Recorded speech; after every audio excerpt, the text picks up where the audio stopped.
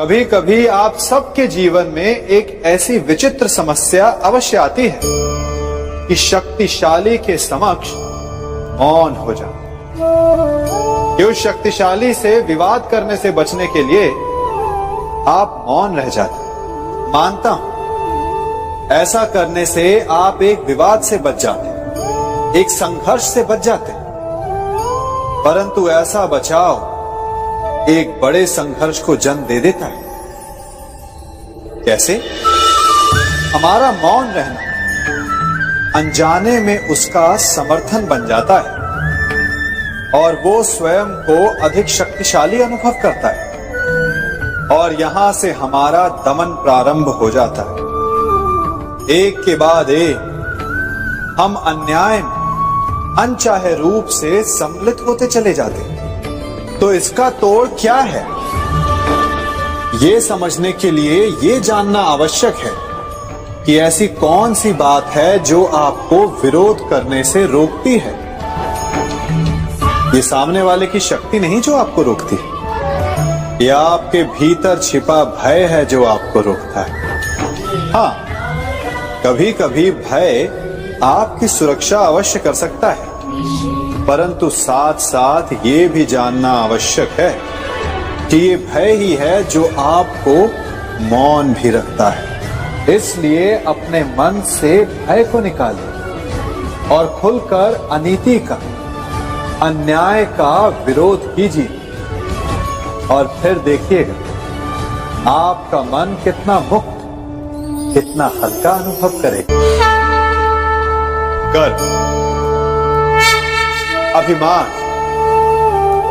और अहंकार, ये तीनों सुनने में एक जैसे लगते हैं, परंतु तीनों का अर्थ भिन्न होता है और परिणाम भी। तीनों का आरंभ प्रेम से होता है। स्वयं से प्रेम, परिश्रम हमारे मन में गर्व को जन्म देता है और सफलता अभिमान जगाती है। यहां तक ठीक है, परंतु जब ये भावना अहंकार बन जाती है तब वो समस्या बन जाती है, क्योंकि सबसे बुरा अंत अहंकारी का ही होता है। परंतु मनुष्य के लिए पहेली यही है कि पहचाना कैसे जाए कि अहंकार जग गया है और उसका दमन आवश्यक है। इसका उत्तर मैं नहीं, आपका मन देगा। जब तक आप स्वयं से प्रसन्न हैं, जब तक आप सबसे ऊंचा उठने का प्रयास कर रहे हैं, तब तक ठीक है। परंतु जब आपके मन में दूसरों को नीचा समझने का भाव आ जाए तो सावधान हो जाइए, क्योंकि यही अहंकार है जो वास्तव में आपको हीन कर रहा है।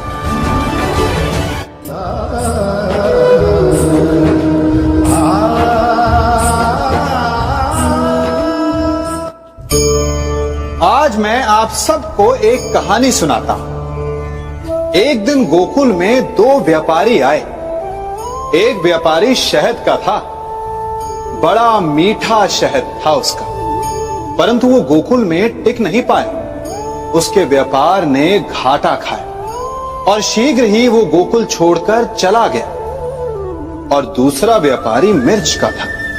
पहले दिन वो एक पोटली लाया और दूसरे ही दिन वो पूरी बैलगाड़ी भर कर लाया और धीरे धीरे पूरी मथुरा में उसकी धाक जम गई। मुझे बड़ा आश्चर्य हुआ, तो मैंने बाबा से पूछा कि ऐसा क्यों कि एक मीठे शहद का व्यापारी कंगाल हो गया और एक मिर्च का व्यापारी धीरे धीरे नगर सेठ बन गया। बाबा मुस्कुराए और उन्होंने कहा कि मीठी बोली बोलने वाले की तीखी मिर्च भी बिक जाती है और जो कड़वी बोली बोलता है उसका मीठा शहद भी नहीं बिकता। वाह, कितने उत्तम विचार हैं उनके, और उचित ही है। मनुष्य अपने जीवन में सदैव अपने वचनों से उठता है और अपने वचनों से ही गिरता है। इसलिए अपने जीवन में सदैव मीठी बोली बोलने का प्रयास कीजिए, आपका जीवन सरल हो जाएगा। मनुष्य की सबसे बड़ी दुर्बलता क्या होती है? सोचिए। धन, प्रेम, अहंकार। मनुष्य की सबसे बड़ी दुर्बलता होती है उसके रहस्य। चाहे आप कितने भी शक्तिशाली क्यों ना हो, कितने भी प्रबल क्यों ना हो, परंतु उसके रहस्य उसके नाश की चाबी होती है। इसलिए यदि प्रबल रहना है, शक्तिशाली रहना है, समर्थ रहना है, तो अपने रहस्य को किसी को भी ना बताए, ना मित्र को और ना ही शत्रु को, क्योंकि समय पड़ने पर कब कौन शत्रु हो जाए ऐसा कहना संभव नहीं। विभीषण को रावण के अमृत कुंड का ज्ञात था, इसीलिए प्रभु श्री राम रावण का वध करने में सफल हो सके। इसलिए उचित यही है कि आप अपने रहस्य को स्वयं तक ही सीमित रखें।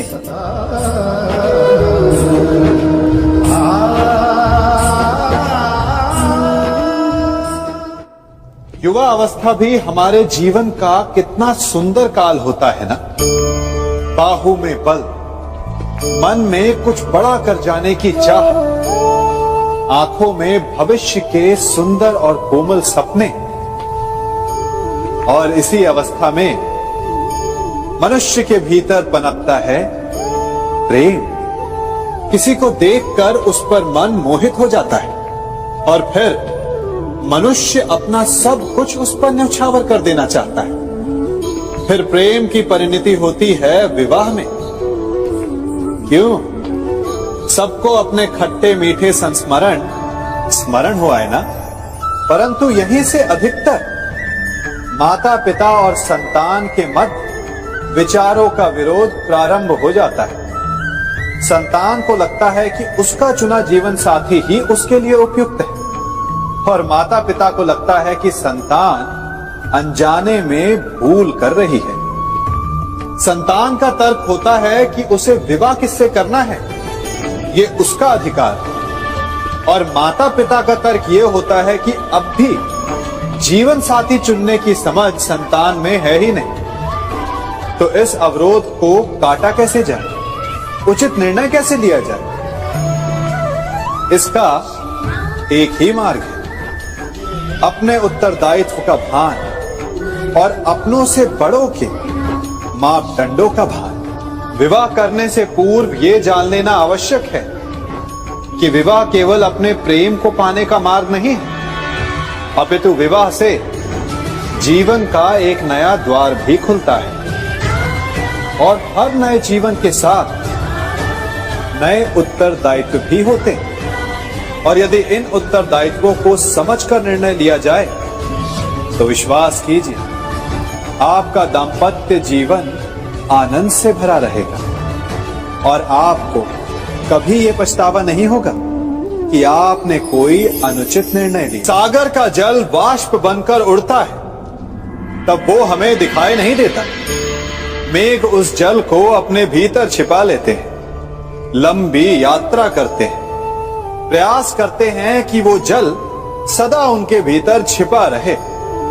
परंतु जब वायु का वेग उन्हें उड़ाकर किसी पर्वत से ले जाकर के टकरा देता है, तब उन मेघों को बरसना ही पड़ता है, क्योंकि यही नियति है, यही प्रकृति है।